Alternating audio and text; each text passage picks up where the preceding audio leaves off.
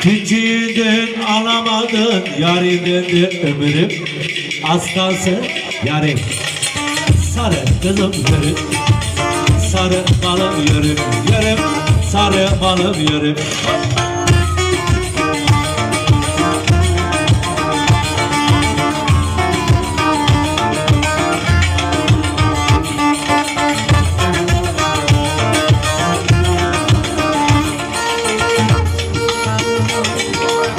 Evinizin önü zeytin sekinsin, sekinsin. Hop, hop, hop. Anam hoş geldin. Yelesikçe gelir yarın kokusundan aman.